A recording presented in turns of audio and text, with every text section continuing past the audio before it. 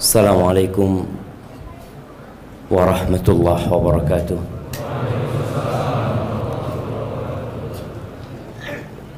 Alhamdulillah alladzi ahyana ba'dama amatana wa ilaihin nusyur. Segala puji bagi Allah Jalla Jalaluh yang telah menghidupkan kita setelah Dia mematikan kita, dan kelak kepadanya kita akan dihimpun. Alhamdulillahilladzi afana fi jasadina wa radda ilaina arwahana.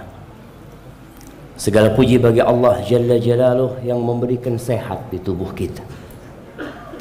Buktinya kita semua bisa berangkat ke masjid. Di antara salah satu tanda orang itu sehat, berangkat ke masjid. Orang sakit nggak ke masjid. Oleh karena itu Rasul sallallahu alaihi wasallam kalau ada orang sakit, beliau mendoakan supaya sembuh. Kenapa didoakan supaya sembuh? Yanka laka aduwan wa yamshi ila salah.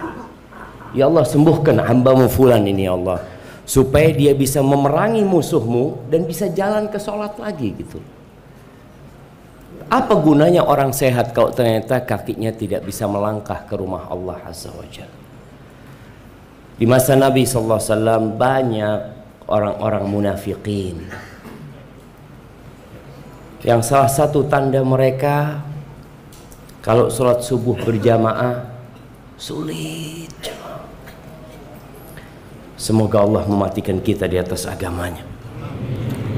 Allahumma salli wa sallim wa zid wa barik wa an'im ala abdika wa rasulika sayyidina wa maulana Muhammad wa ala alihi wa ashabihi ajma'in. Amma ba'd. Ahibati fillah. Ada seorang laki-laki yang datang kepada seorang alim ulama meminta nasihat. Ini penting kita untuk punya kenalan ustadz. Nggak harus ustadz yang dikenal di masyarakat. Ustadz yang jadi imam di masjid, yang ngajar di masjid kita. Soalnya kadang-kala sebagian kita ini nggak datang kajian kecuali kalau tabligh akbar. Padahal di dekat rumahnya ada masjid, alhamdulillah, yang selalu ada kajian. Perlu antum minta nasihat sama mereka. Kenapa? Mereka kenal sama antum biasanya. Mereka tinggal bersama antum. Oleh karena itu Rasulullah SAW ketika ada orang datang minta nasihat, nasihatnya tuh beda-beda. Ini disuruh ini disuruh ini, sesuai dengan kondisi mereka. Ini orang datang kepada Dawud At-Tai rahimahullahu ta'ala. Dia mengatakan, ausini, kasih aku wasiat, kata dia. Nggak banyak wasiat beliau. Beliau mengatakan, askarul maut yantadhiruna. Pasukan kematian itu sedang menantimu. Ketika Ana membaca nasihat ini, Ana jadi kebayang kondisi warga Ukraina.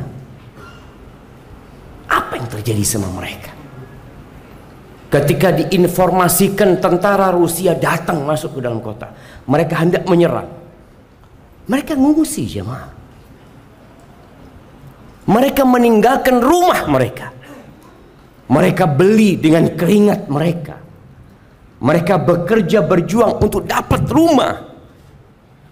Tapi ketika tahu bahwasanya pasukan kematian menanti mereka, hilang semua nilai harta yang mereka miliki. Mobil mereka ditinggal sama mereka. Mereka hanya bawa barang-barang berharga. Ana melihat video gimana ya. Mereka naik kereta, mereka naik truk. Enggak kepikiran dengan isi dunia mereka. Kenapa? Pasukan sudah nunggu dia. Engkau bertahan di sini mati, engkau kata dia. Lebih baik engkau menyelamatkan dirimu ketika bisa menyelamatkan diri. Tapi adakah di antara kita yang dapat menyelamatkan diri dari pasukan kematian? Tak ada, jemaah. Hanya saja kita ini merasa sedang aman.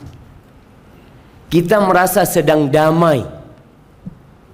Wallahi, di setiap pintu di kota ini, di setiap jalan di kota ini, mungkin malaikat pencabut nyawa itu berterbangan, berangkat ke rumahnya fulan, berangkat ke jalan fulan, berangkat ke lapangan fulan. Yantadirun. Ini wasiatnya, ingat pasukan kematian nungguin engkau. Mungkin sebagian orang keluar dari masjid ditunggu sama malaikat di sana.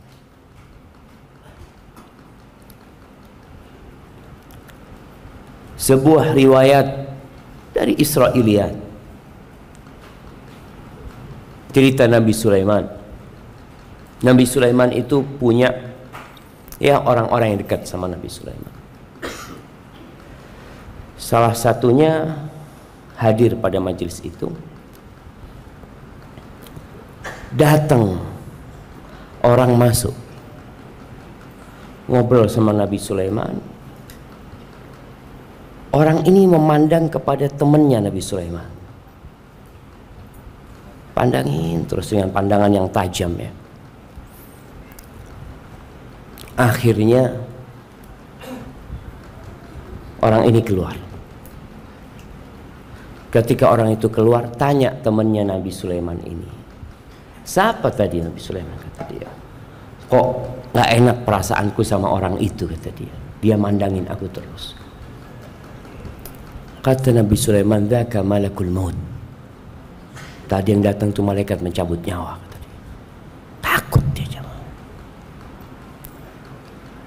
Akhirnya dia ngomong, Nabi Sulaiman, kata dia, boleh aku minta tolong sama engkau. Perasaanku gak enak, kata dia. Aku minta engkau pindahkan aku ke ujung bumi ini.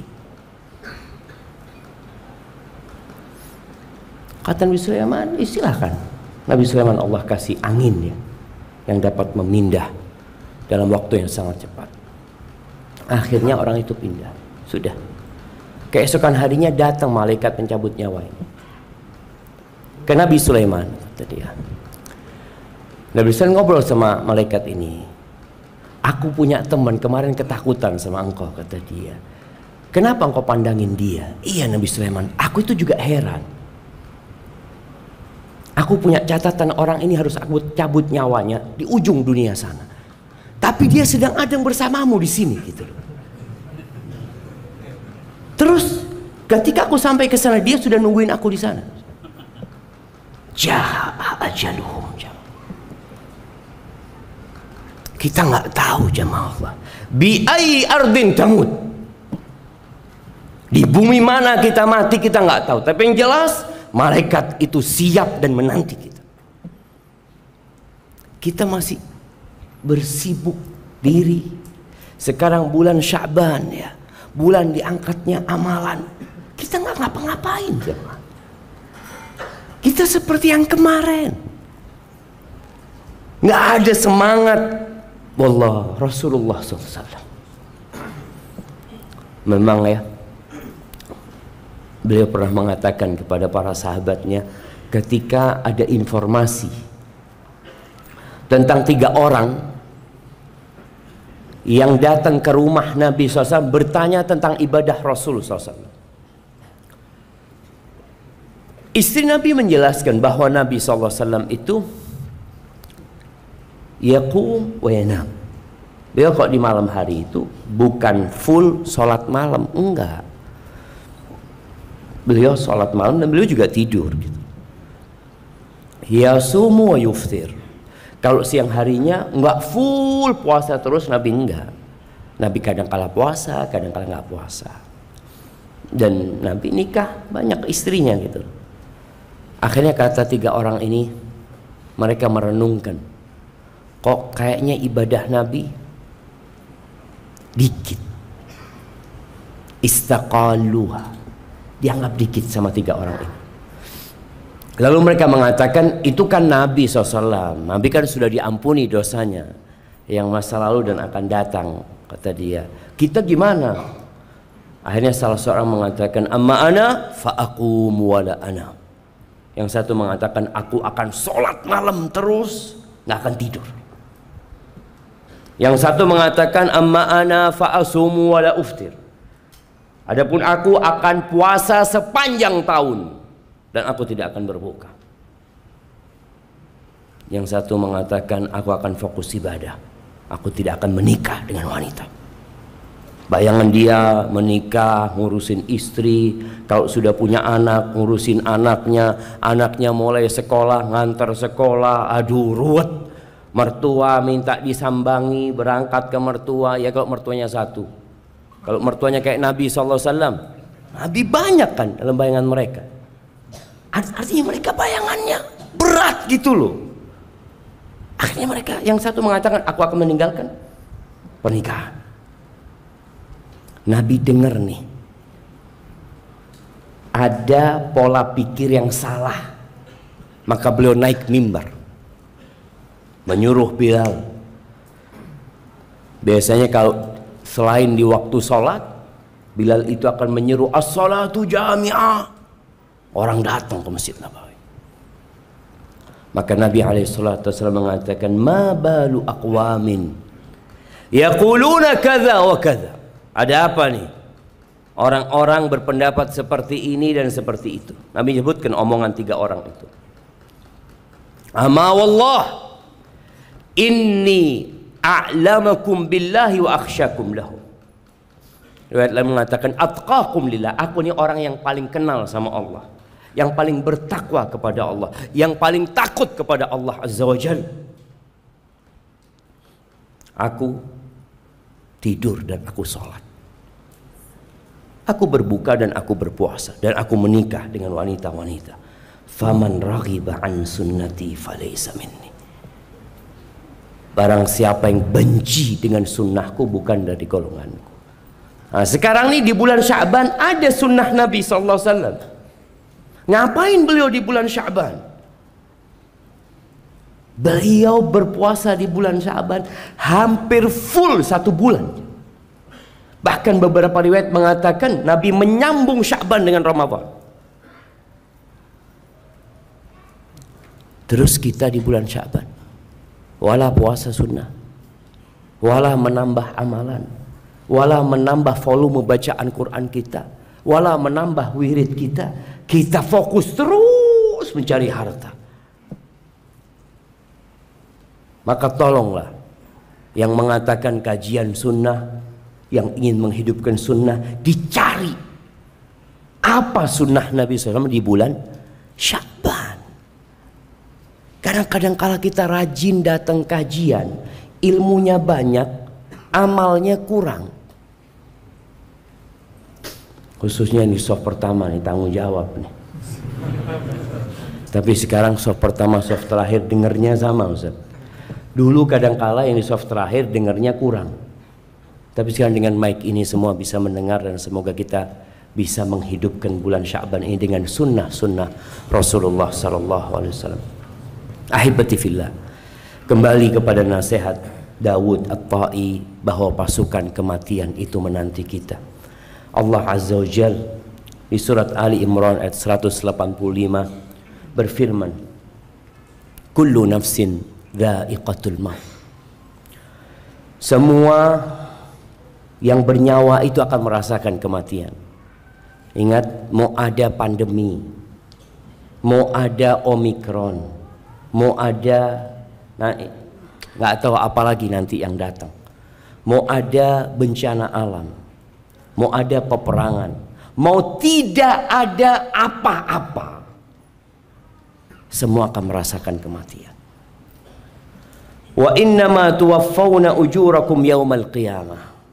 Kalian itu akan disempurnakan pahala buat kalian pada hari kiamat. Kita puasa sunnah bulan Sya'ban, ada orang nggak puasa. Kan sama aja. Kadang-kadang kita ngeliat orang ini nggak puasa, walau sholat di masjid Ustaz.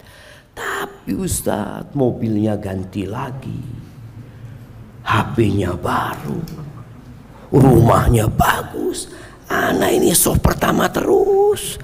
Allahu Akbar. Ya, maka Allah sebutkan yang kita amalkan ini bukan untuk dunia.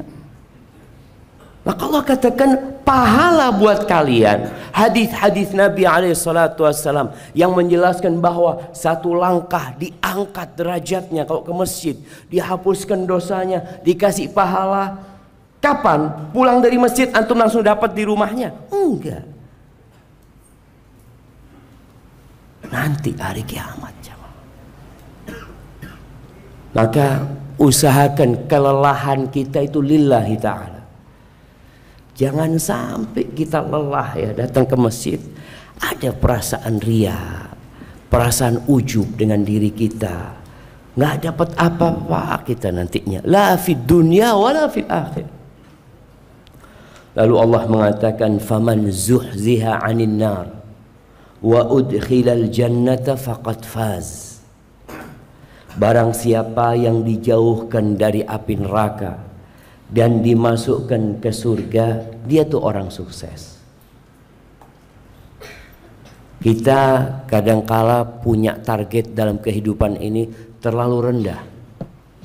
Semangat, energi, waktu yang dicurahkan. Antum lihat orang kalau lagi main bola 45 menit kali 2. Siapa yang suka main bola? Nah, Jamal, siapa yang suka main bola? Anak kasih hadiah. Kirim ke belakang sana. Ada yang suka main bola. Nah,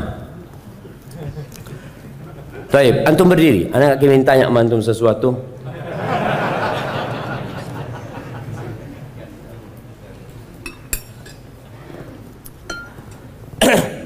Iya. Ketika antum berada di lapangan bola, target antum itu apa? Mencetak gol. Jazakallah khair. Syukur. Dapat apa kalau mencetak gol? Dapat capek aja. Lari sana, lari sini, terus jamaah berjuang. Bahkan kalau pemain profesional itu sebelum turun ke lapangan bola, dia itu sudah terlatih jamaah. Latihan terus, makannya diatur, tidurnya diatur. Tujuannya apa? Bas nyetak gol. Untuk mencetak gol aja orang itu perlu latihan, perlu berjuang, perlu mengatur hidup mereka. Bagaimana yang ingin masuk surga? Apakah semangatnya seperti semangat mau mencetak gol? Kadang-kala enggak. Santai. Allah Maha Pengampun. Ini kadang-kala orang yang sudah ngaji, yang udah belajar, dia meremehkan dosa. Ustaz, bukankah Rasul sallallahu alaihi wasallam bersabda, "Man kana akhiru kalamihi la ilaha illallah dakhalal jannah." Yang akhir ucapannya la ilaha illallah masuk surga. Betul. Sudah, yang penting anak la ilaha illallah aja udah. Subhanallah jemaah. Tolong target kita ini. Di surga itu ada 100 derajat. Ada 100 derajat. Antara satu derajat dengan derajat yang satunya kama bainas sama'i wal ardh. Jaraknya seperti langit dan bumi ini. Dan ada orang-orang yang kalau targetnya rendah, anak-anak kuliah kita bisa lihatlah, yang mau kumlot belajar sungguh-sungguh ke perpustakaan ya. Waktu dia habiskan untuk mengkaji pelajaran dia. Tapi yang targetnya yang penting lulus. Kira-kira apa yang dilakukan? Datangnya telat, di kelas main handphone. Karena target dia yang penting lulus. Biasanya target yang penting lulus ini nggak lulus. Kalaupun lulus nyontek. Karena target dia memang yang penting lulus. Target dia sangat rendah sekali jamaah. Makanya dia nggak bersungguh-sungguh. Tergantung antum. Antum targetnya apa sekarang? Rasulullah SAW di bulan Sya'ban ini beliau berpuasa di bulan Sya'ban. Karena apa? Di bulan ini amalan diangkat, kata dia. Fa uhibbu ayyurfa'a amali wa ana shaim. Aku ingin amalanku diangkat dalam kondisi aku berpuasa. Coba kita setiap hari, malam hari antum lihat amalan hari ini apa yang diangkat ya. Apa keistimewaan hari ini buat ana? Alhamdulillah ana tadi baca la ilaha illallah wahdahu la syarikalah lahul mulku wa lahul hamdu wa huwa ala kulli syai'in qadir 230 kali. Alhamdulillah ya Allah.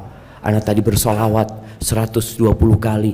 Ana tadi sholat duha, ana tadi berapa? Alhamdulillah ana selama hidup sholat duha 2 rakaat. Hari ini ana bisa 8 rakaat. Alhamdulillah.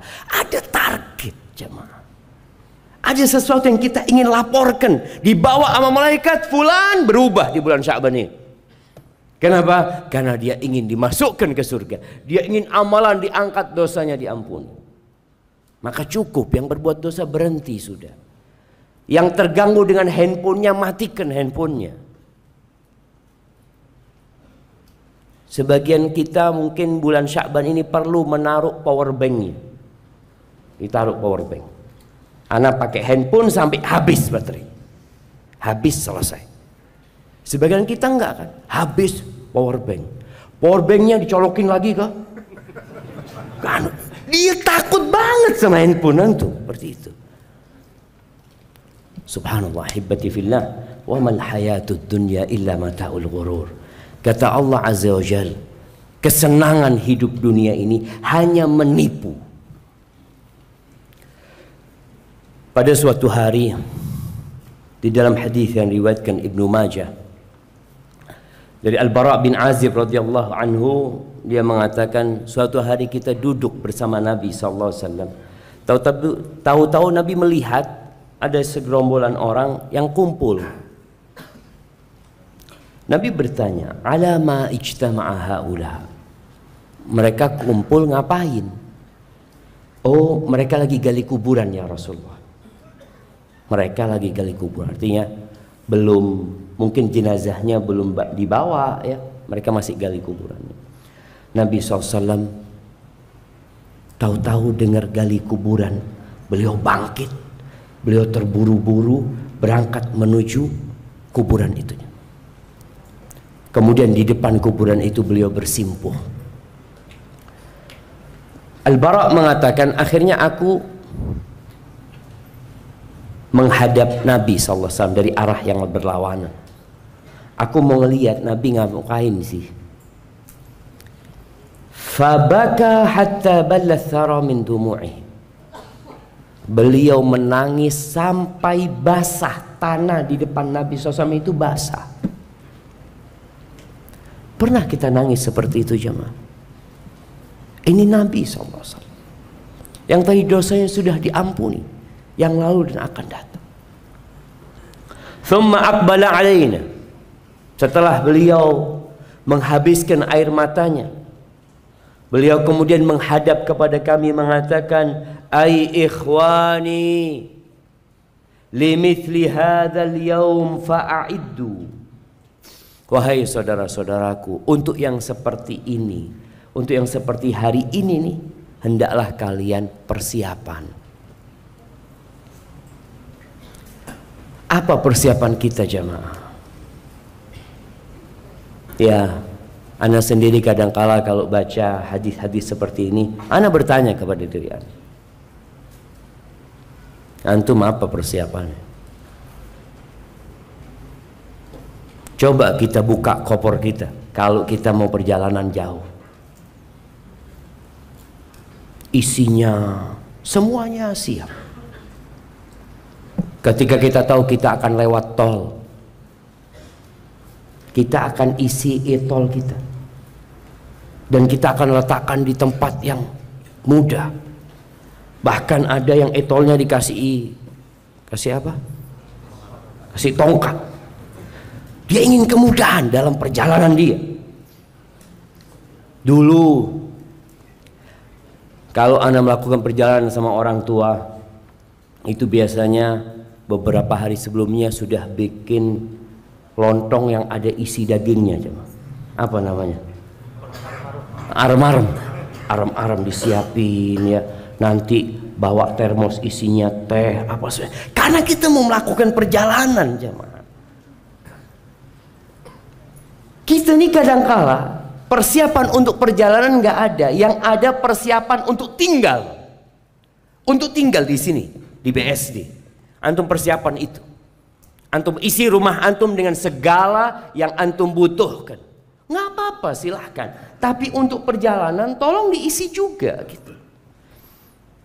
Rasulullah SAW menyuruh kita untuk sering-sering mengingat hadhimul ladzat. Aktsiru dzikra hadhimil ladzat. Kalian perbanyak mengingat pemutus kelezatan. Ya'nil maut. Kematian ini. Sehingga orang kalau ingat dia akan persiapan. Tapi kalau tidak ingat, ya udah. Biasanya kalau pulang dari kajian, semangat. Nanti kumpul sama istri, kumpul sama anak, ngelihat isi dompetnya, mulai yang didengarkan di kajian, lupa sedikit-sedikit. Wajar, gak masalah. Nanti datang kajian lagi untuk dicas kembali. Ana Ustaz, terus terang Ustaz, ana ini kalau baterai HP itu sudah mulai dicas sedikit cepat habis ya, apa namanya? Apa? Soak. Hah? Udah mulai soak gitu jemaah. Akhirnya orang ini sering-sering mengecas handphonenya. Kita lihat dia, belum setengah hari udah dicas lagi. Terus cas seperti itu. Tapi kalau sudah lemah, ahsan diganti baterainya. Kita pun kadang-kala seperti itu. Perlu ganti baterai. Perlu ganti suasana. Perlu ganti kawan. Perlu ganti majelis. Supaya baterai kita nggak cepat habis. Dunia ini Allah menyebutnya la'ibun walahu. Permainan dan senda gurau. Kita lihat semua bermain-main. Apalagi dengan adanya handphone, semakin lengkap permainan itu. Manusia terus berebut harta. Tidak puas memandang wanita. Berburu tahta. Yang muda, yang tua, tenggelam dalam buayan dunia ini. Dia berpikir akan hidup lebih lama di muka bumi ini dengan banyaknya harta dia. Dia berpikir kalau dia berkuasa maka ana akan tambah usianya. Nggak ada. Semua sudah ditetapkan. Dan kematian ini tidak kenal orang kaya, orang miskin. Nggak kenal orang tua, anak muda. Allah Azza wa Jalla mengatakan فَإِذَا جَاءَ أَجَلُهُمْ لَا يَسْتَأْخِرُونَ سَاعَةً وَلَا يَسْتَقْدِمُونَ. Kalau datang ajalnya, waktunya telah tiba, selesai. Nggak bisa maju, nggak bisa mundur. Makanya orang kalau sudah datang kematian, dia mulai kebayang. Ada yang mengatakan qala rabbirji'un, ya Allah kembalikan aku ke dunia ya Allah. Kembalikan aku ke dunia. Kenapa? Karena semua kelezatan putus sudah jemaah. Semua hasil usaha dia tiada guna. Maka dia ingin balik. Ketika Allah menganjurkan kita untuk bersedekah, wa anfiqu mimma razaqnakum min qabli ayyatiya ahadakumul maut. Kalian sedekah sebelum datang kematian. Loh, kapan datangnya kematian? Nggak tahu. Berarti sedekahnya kapan? Ya sekarang. Kalau engkau pagi jangan nunggu sore, bisa jadi kematian datang waktu duha. Kalau engkau sedang waktu duha, nantilah aku mau sedekah. Sekarang sedekahnya. Karena belum tentu kita sampai ke waktu maghrib. Ketika datang kematian, orang ini mengatakan, laula akhartani ila ajalin qarib. Ya Allah, kalau engkau undur umurku, waktuku sedikit, 5 menit umpamanya. Dia minta. Karena dalam waktu 5 menit itu dia bisa ngomong banyak. Dia bisa mengatakan, ya rumahku yang di sana itu wakaf buat masjid ukhuwah. Tapi sudah mati bisa ngomong kayak gitu? Nggak bisa. Mobil anak kayaknya buat operasional masjid. Udah mati. Anakmu mau? Nggak ada. Anak ini cinta sama orang tuanya, tapi kalau urusan harta berantem sama kakaknya kadang-kadang. Itu yang terjadi. Coba kita renungkan jamaah. Kalau kita sedang melihat manusia yang biasa duduk bersama kita, tertawa, tersenyum, makan bareng kita, tahu-tahu berada dalam bungkusan kain kafan. Kalau itu kawan antum, antum akan buka, antum akan lihat dia. Sekarang coba kita bayangkan kita yang ada di dalam kafan itu. Kita mau dibawa sama mereka ke tempat yang sempit. Kemudian akan ditutup pakai kayu jemaah. Kita ngelihatnya kadang-kala nggak tahu di sini pakai sirap, kalau di Jember kadang-kala pakai bambu. Bambunya. Gimana kalau ana yang ada di dalam sana? Semua orang teriak-teriak kadang-kala hanya untuk membuang kita. Ada anak-anak yang mengatakan, "Bapak biarlah di rumah seminggu," karena bapaknya mati. "Kenapa? Aku kepingin ngelihat bapak 7 hari lagi." Nggak ada. Anaknya mengatakan, "Bismillah sudah, cepetan, cepat dikuburkan." Gimana kalau kita yang ada di tempat itu? Selesai ditutup dengan tanah, ditinggal. Bayangkan malam pertama antum di situ. Makanya kita lihat jamaah, orang itu kalau mau dipenjara takut dia, hanya dipenjara. Berapa kelezatan yang harus dia tinggalkan ketika dia di penjara? Di penjara masih dikasih makan, di penjara itu masih boleh tidur, di penjara itu masih boleh dikunjungin. Tapi kita melihat bagaimana orang berusaha untuk tidak dipenjara. Padahal kasusnya benar, dia melakukan perbuatan dosa. Dia sogok hakimnya kadangkala, dia sogok jaksanya. Dia berbuat macam-macam supaya tidak dipenjara. Kalau dipenjara 12 tahun dia berharap gimana jadi 2 tahun. Bagaimana jadi lebih ringan lagi. Itu dilakukan manusia. Kelezatan yang dia tinggalkan banyak hanya dengan dipenjara. Bagaimana dengan kematian? Semua kelezatan yang dia biasa merasakan di dunia hilang semuanya. Al-Imam At-Tirmidzi meriwayatkan dari Abu Hurairah radhiyallahu anhu bahwa Nabi sallallahu alaihi wasallam mengatakan, "Ma ra'aitu manzaran qat illa wal qabr afdha minhu." Aku tidak pernah melihat pemandangan yang mengerikan kecuali kuburan itu lebih mengerikan. Antum kalau lewat penjara, pagernya tinggi, kadangkala antum akan mengatakan, "Na'udzubillah, mudah-mudahan anda nggak ada urusan sama penjara ini." Ketika antum lewat kuburan, sekarang sebagian kita mulai biasa lewat kuburan, nggak pernah mengingat kematian lewat kuburan. Nggak pernah dia mengatakan, "Assalamualaikum ahlad diyar minal mu'minin wal muslimin." Padahal itu kata Nabi SAW pemandangan yang paling mengerikan. Bagaimana Utsman bin Affan ketika dia berdiri di depan kuburan, lalu dia menangis sampai membasahi jenggot. Ada yang mengatakan kepadanya, "Tadhkurul jannah wan nar wa la tabki." Utsman, engkau itu ingat surga, ingat neraka, engkau enggak nangis. Wa tabki min hadha, dan engkau menangis gara-gara melihat kuburan ini. Apa kata Utsman? Qal Inna Rasulullah sallallahu alaihi wasallam qala innal qabra awwalu manazilil akhirah. Sesungguhnya kuburan itu adalah tempat persinggahan pertama menuju akhirat.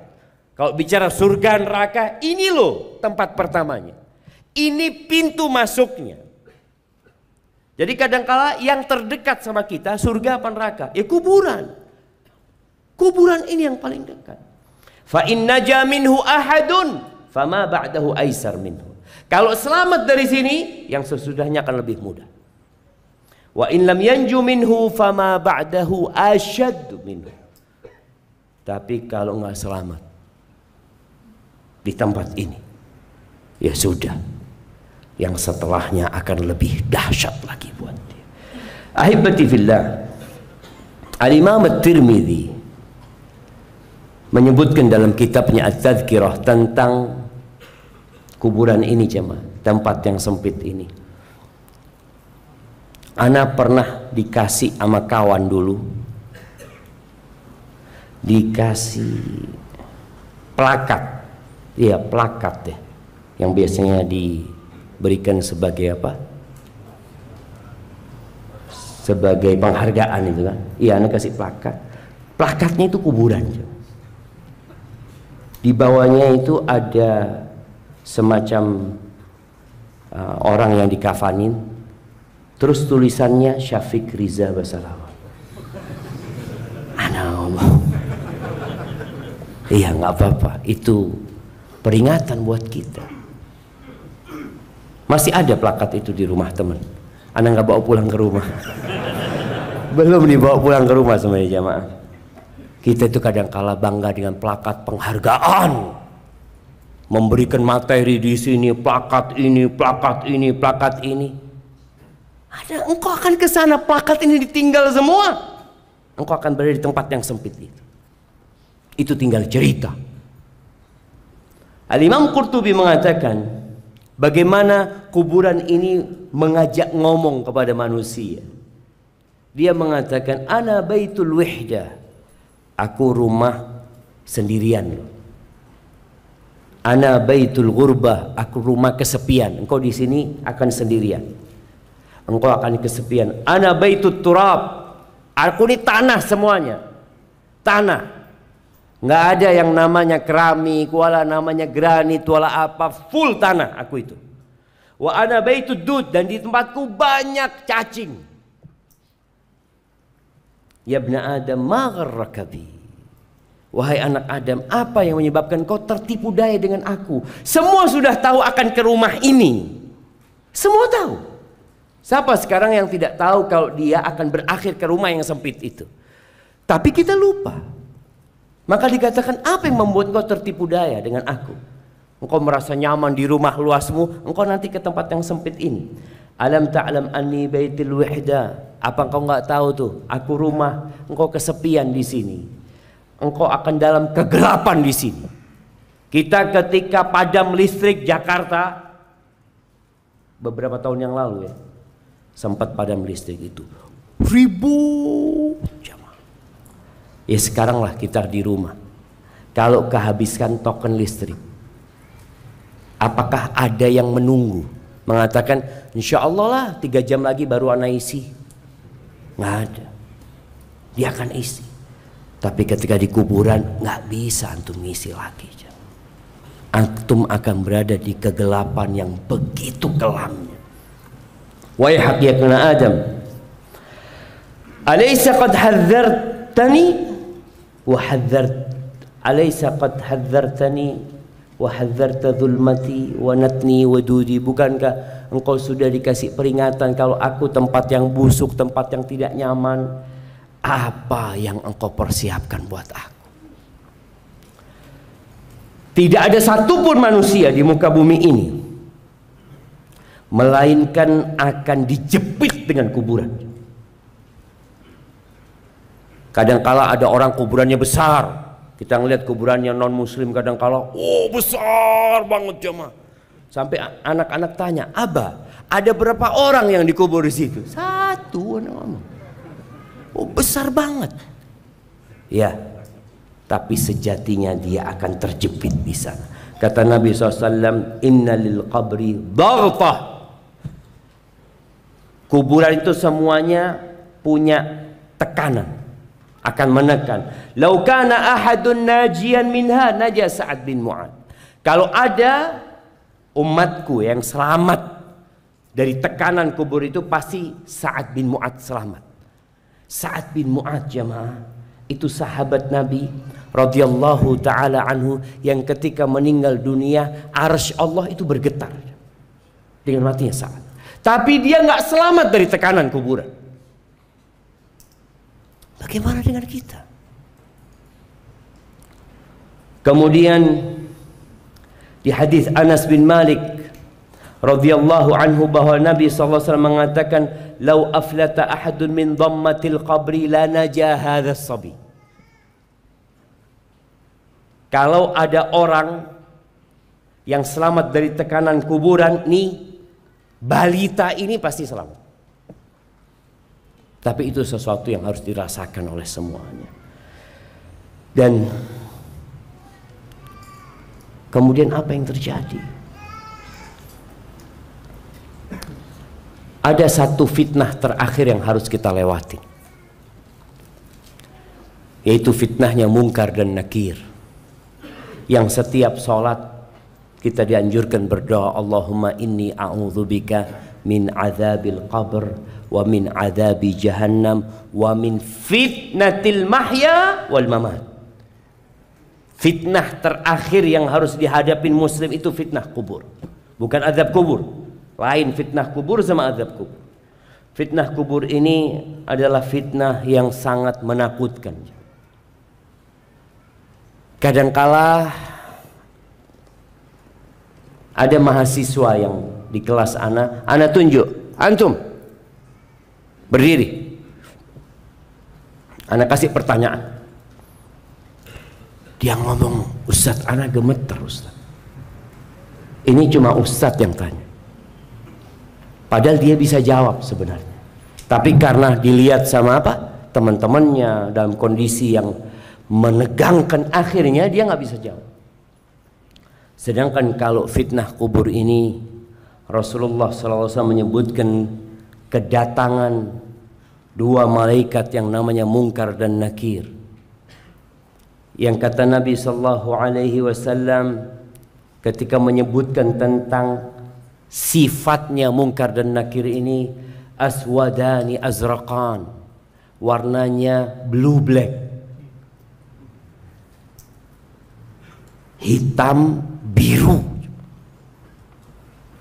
Aswatuhuma karra'dil qasif, disebutkan di beberapa riwayat suaranya itu seperti suara halilintar yang menyambar.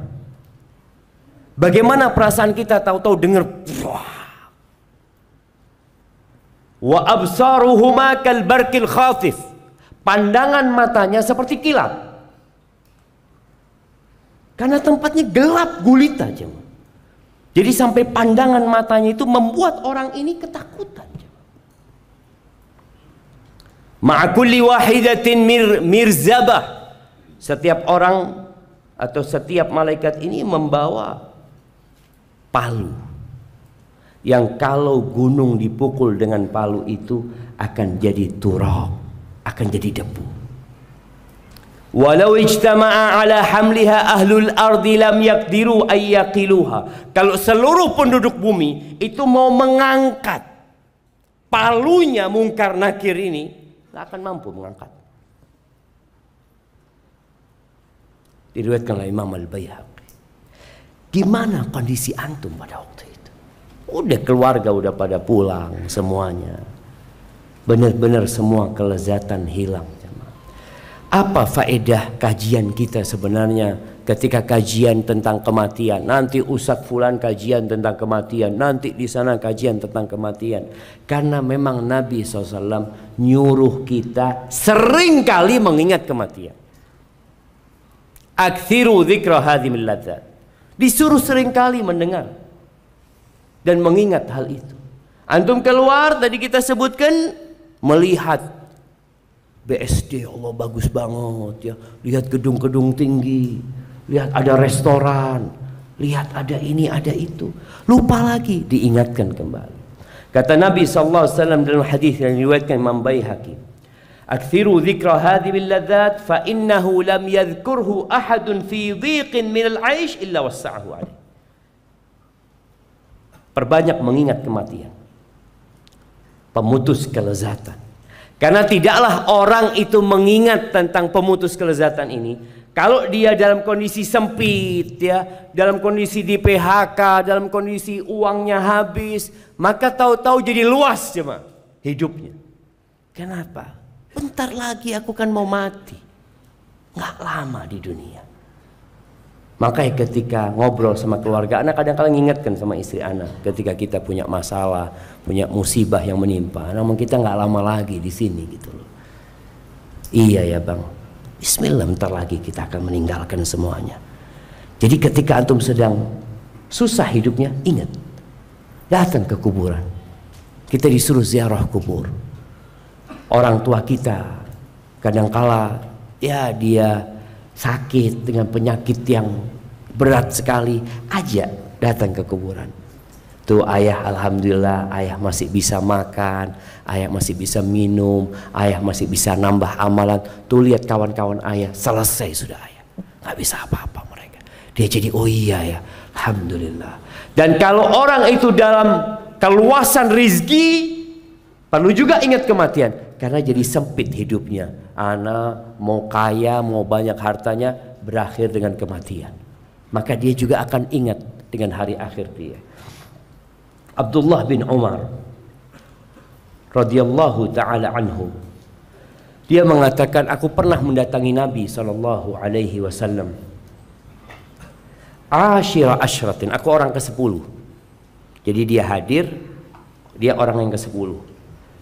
Faqama rajulun minal ansar. Tahu-tahu ada seorang dari kalangan Ansar yang berdiri.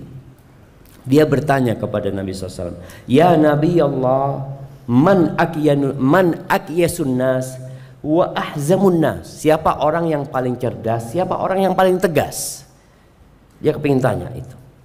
Faqala, apa kata Nabi SAW? "Aktsaruhum dzikran lil maut." Orang yang paling cerdas, yang paling tegas adalah orang yang paling banyak mengingat kematian.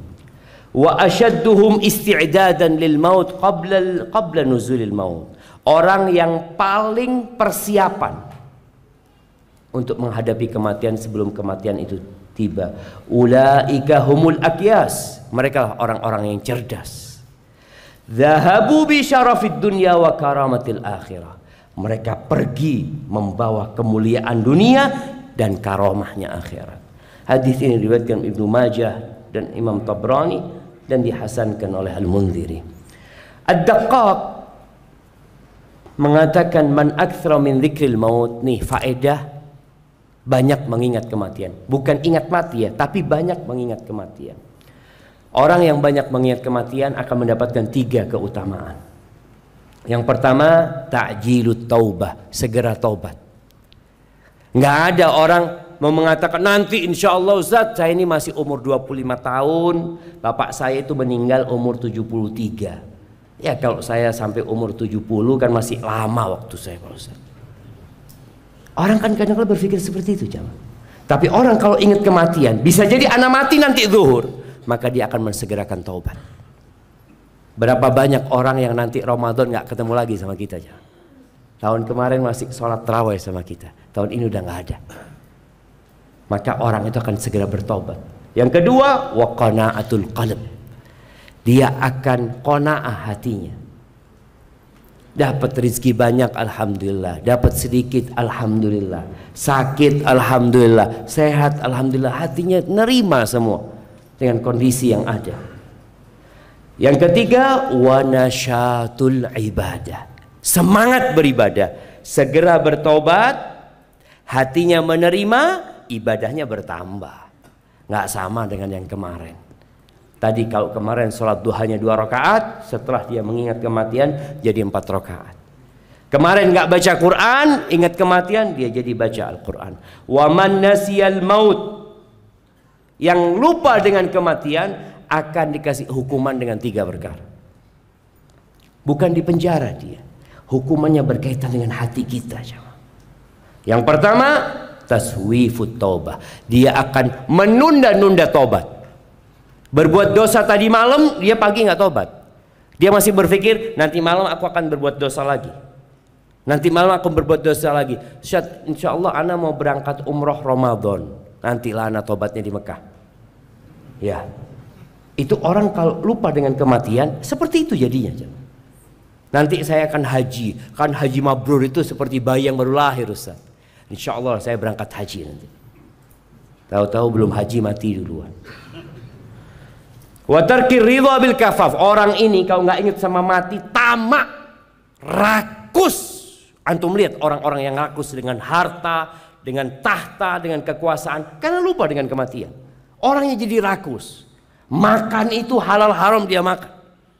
Rakus orangnya, karena dia lupa dengan kematian. Dan yang ketiga, wattakasul fil ibadah, males ibadah, santai dia ibadah, bahkan kadangkala sholatnya pun mulai telat-telat.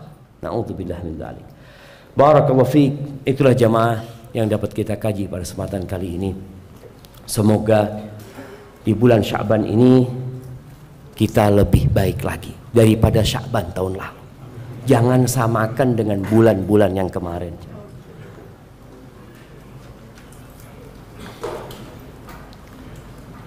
Ustadz, ana kalau bekerja naik kereta suka lewat kuburan. Naik kereta lewat kuburan. Gimana tuh lewat kuburan? Keretanya melintasi kuburan, jamaah.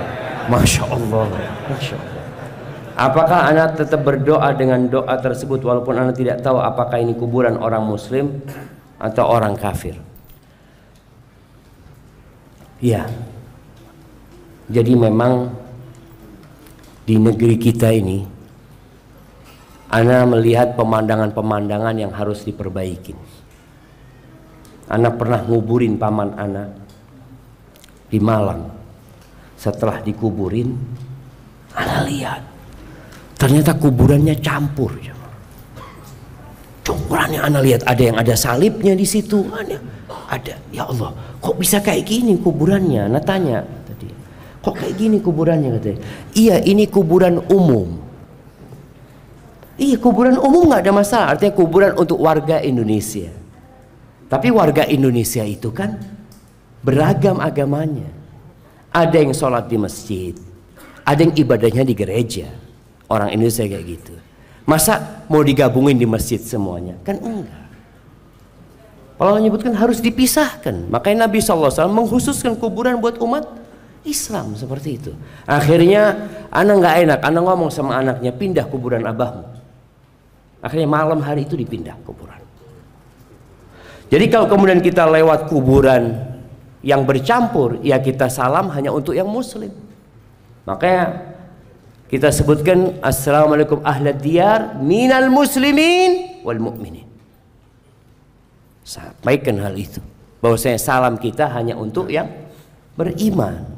Karena kita tahu orang-orang yang meninggal dalam kondisi kafir, tadi kita mendengarkan imam membaca bahwa mereka tidak akan diampuni, wala la tufattahu lahum abwabul jannah, nggak akan dibukakan bagi mereka pintu surga. Na'udzubillah min dzalik.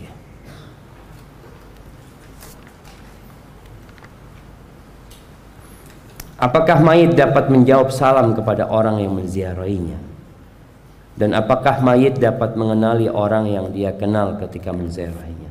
Iya, masalah ini ada perselisihan di antara para ulama karena berkaitan dengan ada sebuah hadis yang diriwayatkan oleh Ibnu Abdul Bar yang beliau mensahihkannya, bahwasanya mayit itu kalau datang orang ziarah kepada dia dan kenal, artinya kenal ketika di dunia, maka dia pun akan mengenali, dia pun akan menjawab salam seperti itu. Tapi wallahu a'lam bishawab, karena sebagian ulama tidak mensahihkan hadis itu, jemaah. Tapi kalau salam, ya kita ucapkan salam dan insya Allah mereka akan menjawab salam tersebut. Tapi ingat, di alam yang berbeda aja. Bukan berarti antum, oh kata ulama dia kenal sama ana Ustaz ya, ana boleh nggak ngobrol sama dia Ustaz? Ini ada yang akhirnya kelewatan gitu loh jamaah.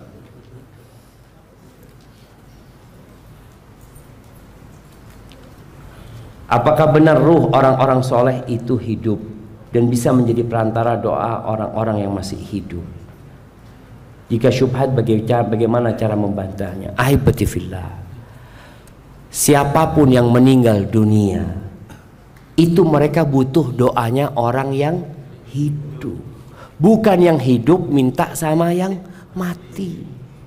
Lalu ketika dia sholat, ketika kita mensolatin dia, apa yang kita katakan kepada mayitnya di sini nih? Allahumma gfir lahu warhamhu wa'afihi wa'fu anhu wa'akim. Terus kita doakan. Lalu besoknya kita ngomong, doakan ana ya. Antum, artinya kan dia butuh doa kita. Jadi memang ruh itu nggak mati jemaah. Artinya ketika dicabut dari jasad, ruh itu akan hidup di alam barzakh sana. Maka kuburan itu bisa menjadi taman surga atau lubang neraka. Rasul SAW mengatakan tentang orang yang mati syahid, arwahus syuhada fi jawfi tayrin khudrin lahu qanadil tahtal arsh. Kata Nabi SAW, orang yang mati syahid itu berada di rongga burung yang berwarna hijau. Ada gantungan-gantungan tempat mereka itu di bawah arsy Allah Azza wa Jalla. Tasrahu fil jannah haitsu tasha. Dia terbang kemana aja nanti kembali ke tempat tersebut. Tapi di alam yang berbeda. Makanya pernah ada orang yang menggunakan syubhat ini agar dia bisa tetap meminta kepada yang meninggal dunia dengan firman Allah Azza wa Jalla, wala tahsabanna alladhina qutilu fi sabilillah amwat bal ahya'un 'inda rabbihim yurzaqun. Jangan disangka orang-orang yang mati syahid itu mati gitu, yang terbunuh di medan perang itu mati. Jangan, mereka hidup di sisi Allah, yurzaqun, dikasih rizki sama Allah Azza wa Jalla. Bukan mereka memberikan rizki, enggak. Makanya tetap orang yang mati syahid pun kita mendoakan mereka. Jadi yang harus kita lakukan adalah mendoakan yang meninggal dunia, bukan berdoa meminta tolong kepada yang sudah meninggal dunia. Tawassul yang disyariatkan adalah tawassul dengan doa orang soleh yang masih hidup. Memang dia masih bisa nambah amalan karena dia masih hidup. Ketika meninggal dunia sudah, tadi kita sebutkan hadzimul ladzat, pemutus segala kelezatan. Hadza wallahu a'lam bissawab. Setelah menikah, izin minum dulu.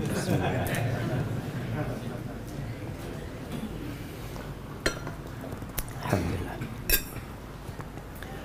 Setelah menikah, istri ana semakin malas beribadah. Beda seperti sebelum menikah. Padahal ana sering mengingatkan, tapi dia lebih pilih nonton gosip, kartun daripada ngaji. Apakah ana berdosa sebagai suami? Sebab dosa istri ditanggung suami.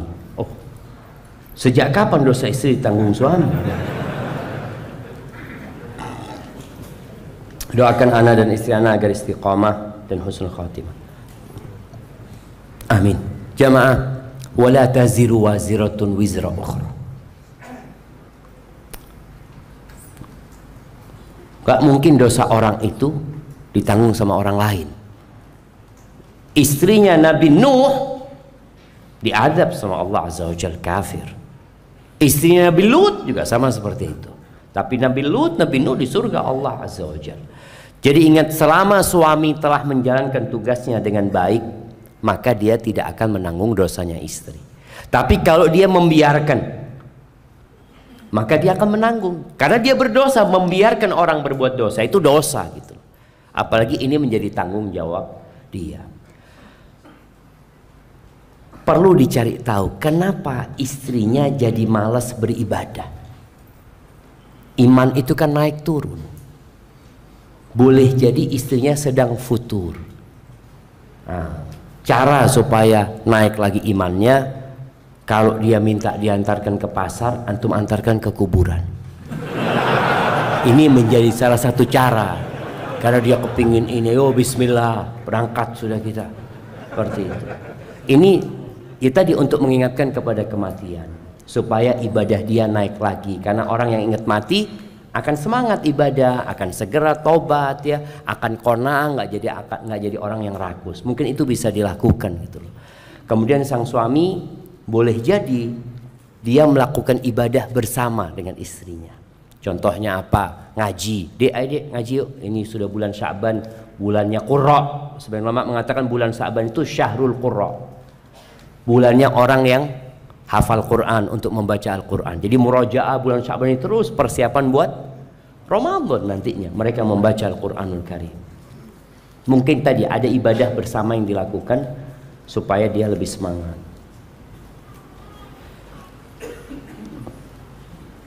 Ini sama sebenarnya. Bagaimana menyingkapi orang tua lalai dalam beribadah dan menganggap remeh kematian? Hal apa yang perlu dilakukan ana sebagai anak?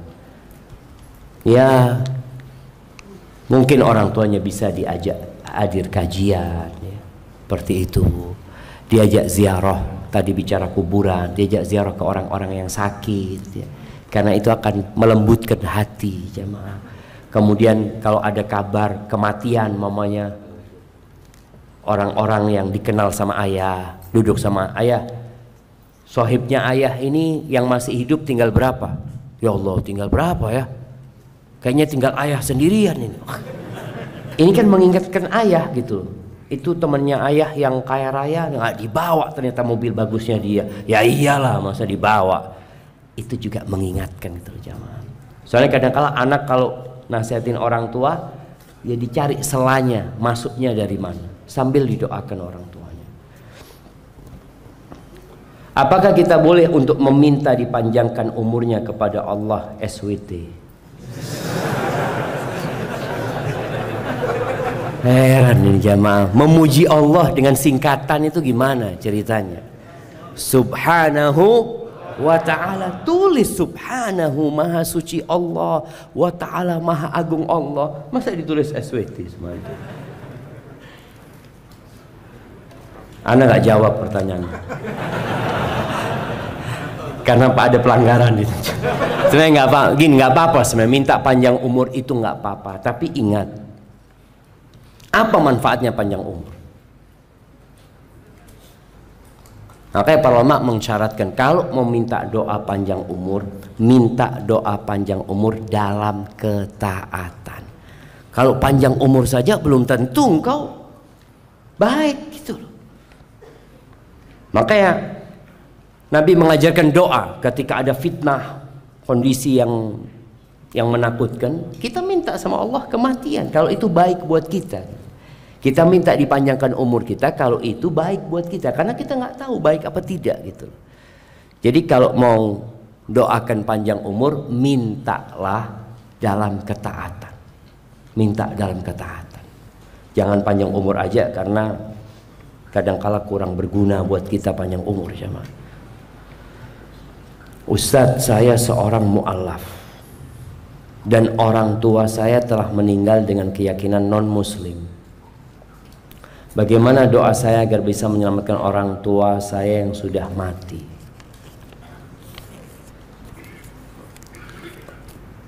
Ahibati fillah.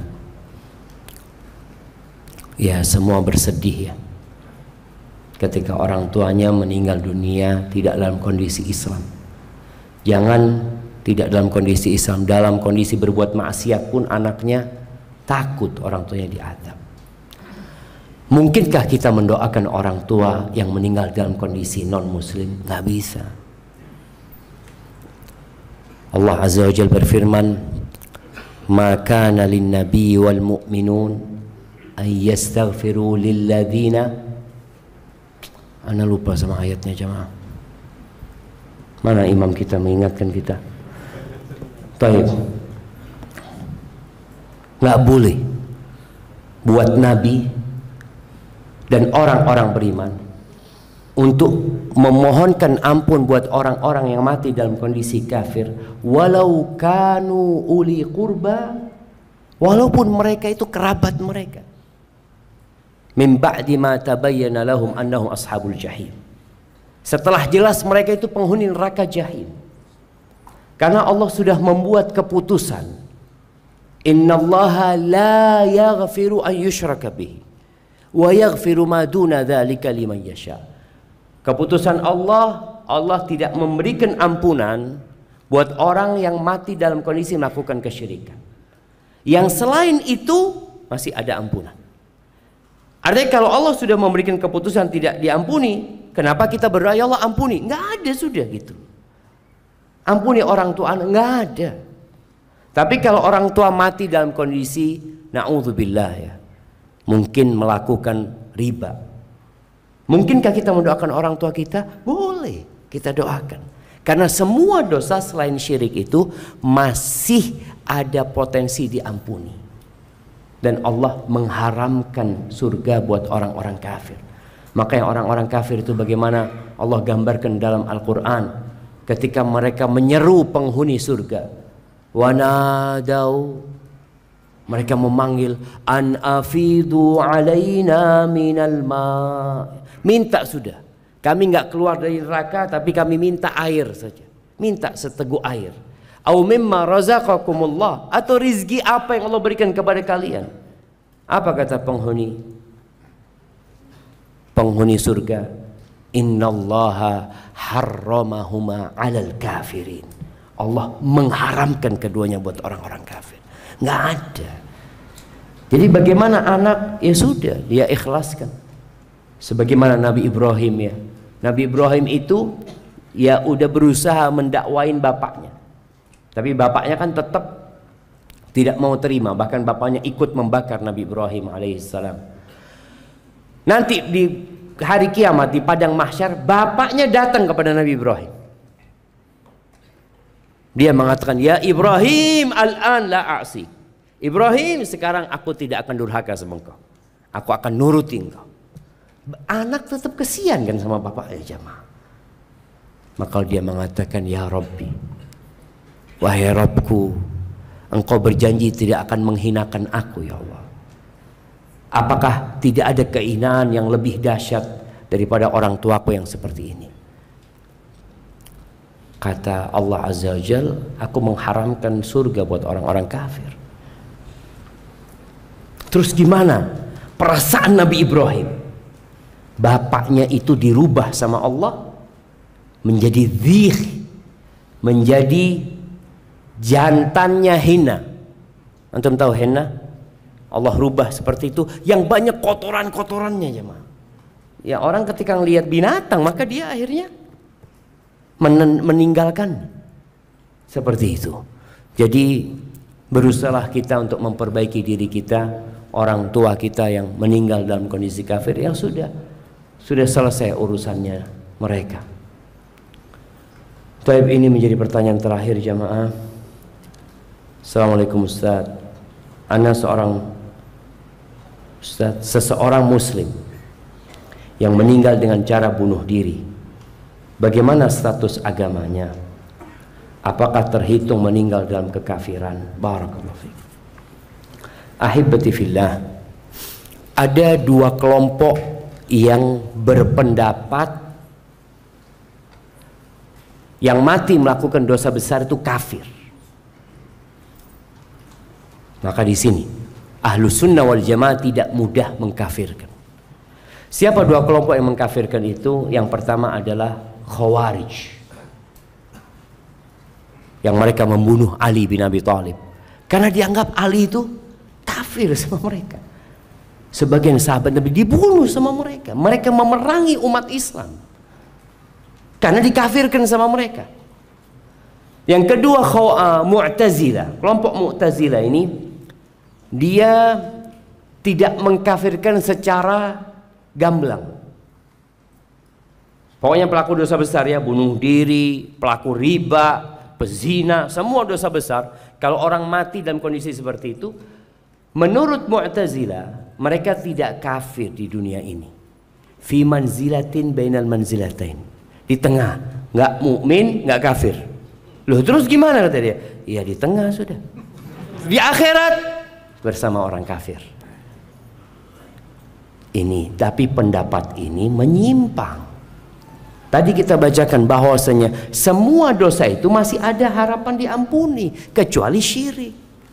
Selama orang ini tidak melakukan kesyirikan, berarti masih ada kesempatan untuk dikeluarkan dari neraka dan masuk surga Allah Azza wa Jalla.